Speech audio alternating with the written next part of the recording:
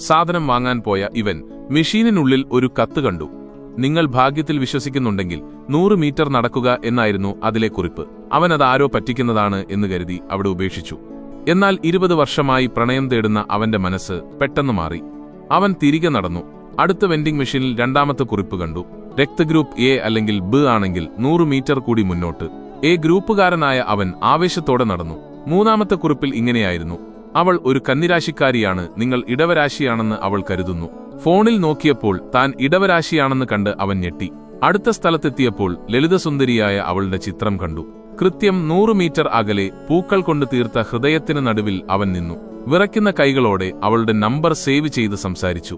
നിന്നെ ഇഷ്ടമായോ എന്ന അവളുടെ ചോദ്യത്തിന് മുഖം മാത്രമല്ല, നിന്റെ പേരും ശബ്ദവും എനിക്കിഷ്ടമായി എന്ന് അവൻ മറുപടി നൽകി. അവിടെ തന്നെ നിൽക്കൂ, ഞാൻ വരുന്നു എന്ന് അവൾ പറഞ്ഞു. ആവേശം മൂത്ത് ചുറ്റും നോക്കിയ അവൻ ആ നിമിഷം പകർത്താൻ ഒരു ഫോട്ടോ എടുത്തു. പെട്ടെന്നൊരു കുറിപ്പ് പറന്നുവന്ന് അവന്റെ കയ്യിൽ തടഞ്ഞു. അങ്ങനെ അവനോട് പറഞ്ഞ പോലെ അവൾ എത്തി.